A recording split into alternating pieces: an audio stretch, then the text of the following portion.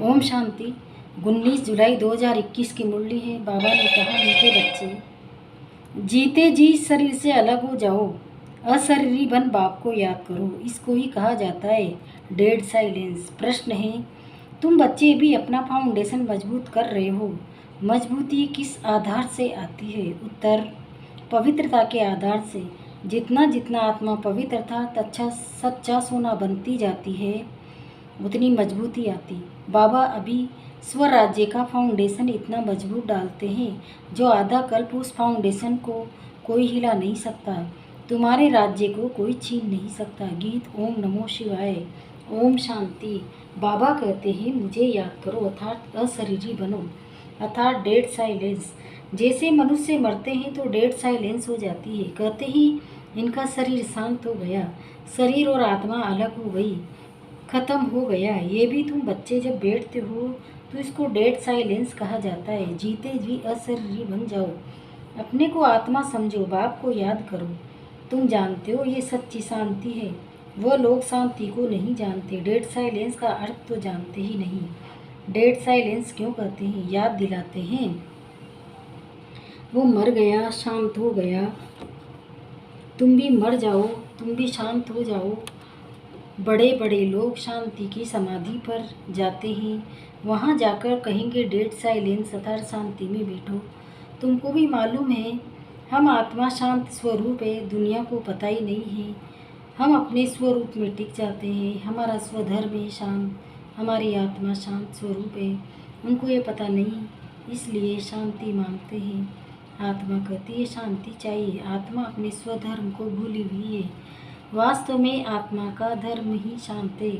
फिर आत्मा क्यों कहती है अशांत है? शरीर हो बैठ जाओ, वो तो हट से प्राणायाम चढ़ा देते हैं तो जैसे मर जाते हैं, उसको कहा जाता है आर्टिफिशियल शांति। तुम बच्चों को तो ये पता है हमारा स्वधर्म शांत है।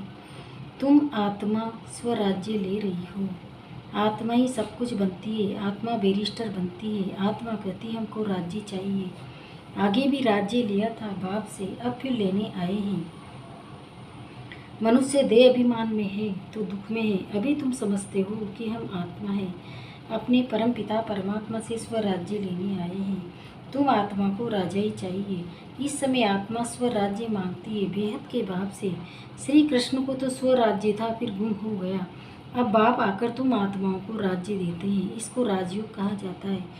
परम पिता परमात्मा राजयोग सिखलाते हैं। मनुष्य देह अभिमानी होने के कारण कहते हैं मैं भला न हूँ, मैं देह को ही समझ लेते हैं।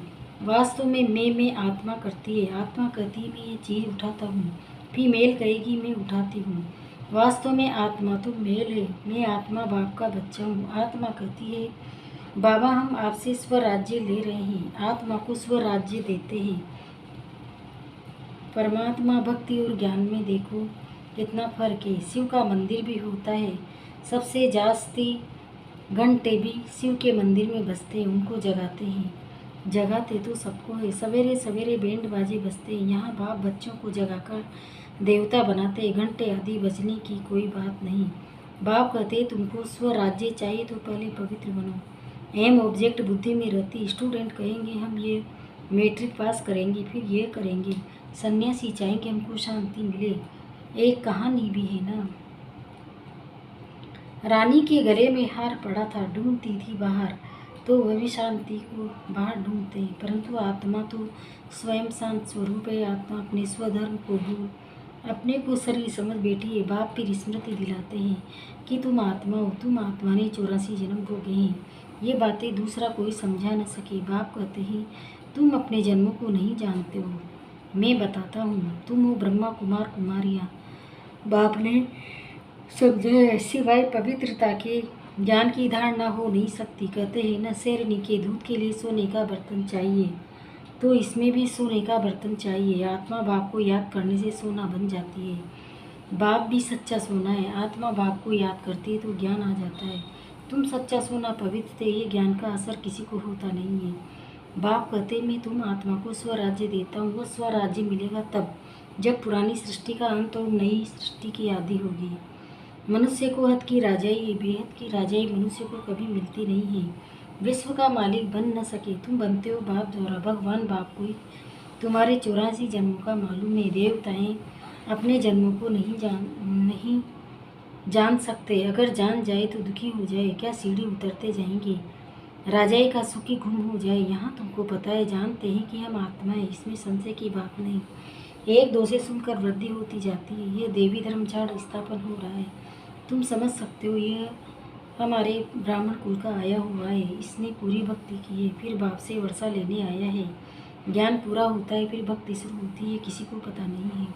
मकान भी नया और पुराना होता है ना। कच्चे मकानों की आयु जरूर कम होगी।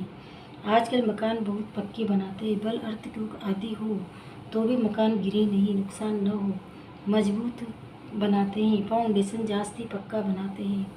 अब फाउंडेशन पड़ रहा है स्वराज्य का। आत्मा को 21 जन्म के लिए राज्य मिलता है। यहाँ की राजाई तो कुछ है नहीं, आज राजाई है, कल किसी ने चढ़ाई की, खलास। फाउंडेशन कोई का है नहीं, मनुष्य का ही फाउंडेशन है। आज है कल बढ़ जाए। अभी तुम्हारा फाउंडेशन बाबा पक्का डाल देते हैं। जो 21 जन्म तुम राज्य भाग्य पाते हो, तुम्हारी रजाई का पक्का फाउंडेशन करता है। तुमको कोई भी धरती का तूफान हिला न सके। गीता में भी कहते हैं बाबा हमको राज्य स्वराज्य देते हैं, जिसको कोई ले न सके, गिरा न सके। ऐसी बादशाही देते हैं जो गिरा जरा भी दुख की बात नहीं रहती। आत्मा को कितनी खुशी होनी चाहिए। निश्चय तो है ना, निश्चय नहीं तो स्वर्ग में चलने के लायक नहीं। इतने ढेर ब्रह्मा कुमार कुमारियाँ वृद्धि को पाते रहते हैं, तुम जानते हो। ज्ञान सागर पतित पावन हमको पढ़ाकर राजयोग सिखा रहे हैं। वो फिर कह देते हैं कृष्ण ने सिखाया। ये कैसे समझे? शिव बाबा ने मनुष्य तन में आकर सिखाया। भारत ही पवित्र था, पवित्र पतित है। देवताओं के आगे जाकर उन्हों की महिमा गाते हैं, शिव के आगे कभी ऐसा नहीं गाएंगे। तुम सर्वगुण संपन्न 16 कला संपूर्ण हो, शिव की महिमा अलग है। वो ज्ञान का सागर पतित पावन, सर्व का सदगति दाता करने वाला, सर्व की झोली भरने वाला भोलानाथ है। ऐसे बाप को सब भूले हुए परम पिता परमात्मा को बुलाते हैं कि आकर दुख हरो सुख दो। सुख करता दुख हरता तो एक ही है, उसकी ही श्रेष्ठ मत है। वह ही श्री श्री भगवान की मत, जिससे तुम बच्चे भी श्रेष्ठ बनते हो। गवर्नमेंट भी कहती है कि भ्रष्टाचारी दुनिया श्रेष्ठ कौन बनाए, पता ही नहीं पड़ता। समझते हैं साधु लोग बनाएंगे, परंतु वो तो श्रेष्ठ बना नहीं सकते। वो तो बाप का ही काम है ना। पहले एक राजा ने हुक्म पर चलते थे। सतयुग में तुमको वजीर आदि कोई भी नहीं है। बादशाह में भी ताकत रहती है, वजीर का नाम गाया ही नहीं जाता। तुम समझते हो हमने विश्व का मालिक बन राज्य चलाया था, ऐसे ही जाकर चलाया, ऐसे चलाया था। बरोबर सतयुग में लक्ष्मी नारायण का राज्य था। हर एक को अपनी अपनी राजधानी मिलेगी। कृष्ण को अपनी राजधानी होगी। दूसरे भी राजाएं होते हैं ना, कम से कम 8 तो है ना, फिर 8 है वह 108। आगे चल पता पड़ जाएगा। ऐसे नहीं कि जो पिछाड़ी में ज्ञान देना है वो अभी देंगे।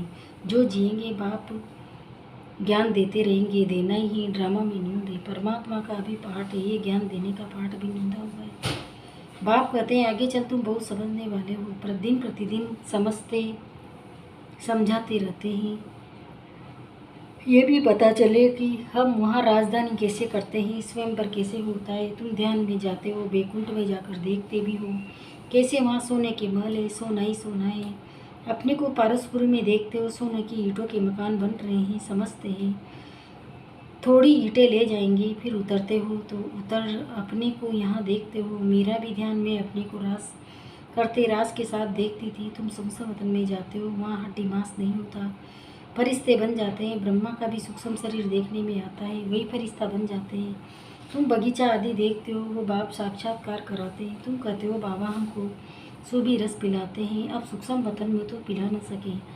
फल फूल बैकुंठ में फर्स्ट क्लास होते हैं, सूक्ष्म वतन में तो बगीचा नहीं होता। तुम बताते हो कि बगीचे में गए, फिर वहाँ प्रिंस था, वो तो बैकुंठ में गया ना। बैकुंठ के वैभव वहाँ मिल न सके, वहाँ तो फर्स्ट क्लास वैभव होते हैं। बाप कहते हैं हम तुमको बैकुंठ का मालिक बनाते हैं। यहाँ तो दुख की ही दुख है। कोई ऐसा मनुष्य नहीं जो ऐसा न कहे कि हे भगवान दुख से छुड़ाओ।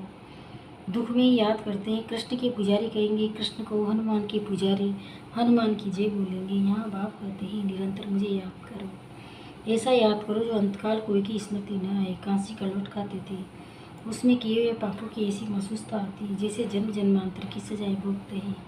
बहुत पाप किए हैं, इसको कहा ही जाता है पाप आत्माओं की दुनिया। आत्मा पापी है, आत्मा ही बाप को बुलाती है।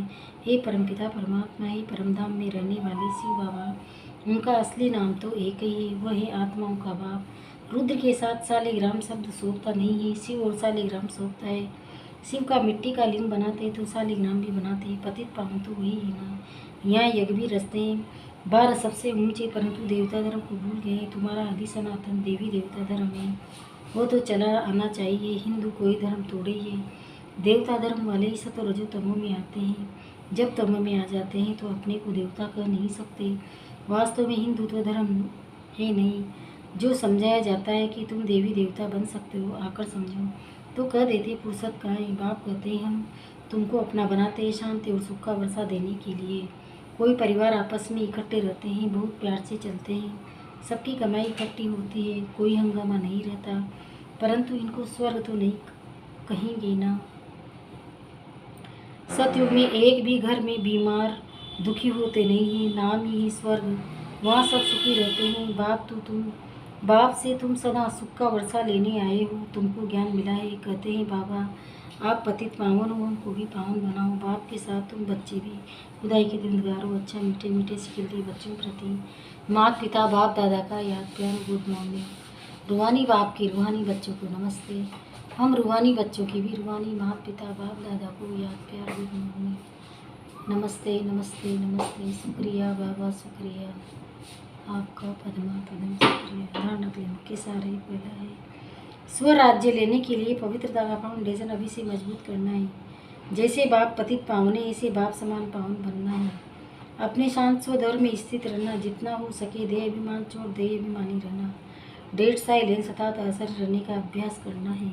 वरदान अपने अनादि आदि स्वरूप की स्मृति से निर्बंधन बनने और बनाने वाले मर्जीवा भव। जैसे बाप लोन लेता है बंधन में नहीं आता, ऐसे आप मर्जीवा जन्म वाले बच्चे शरीर के संस्कारों के स्वभाव के बंधनों से मुक्त बनो। जब चाहे जैसे चाहे वैसे संस्कार अपने बना लो। जैसे बाप निर्बंधन ऐसे निर्बंधन बनो। मूल वतन की स्थिति में स्थित होकर फिर नीचे आओ। अपने अनादि और आदि की स्मृति में रहो। अवतरित हुई आत्मा समझकर कर्म करो तो और भी आपको फॉलो करेंगे। स्लोगन याद की वृत्ति से वायुमंडल को पावरफुल बनाना, यही मनसा सेवा है। ओम शांति। ओम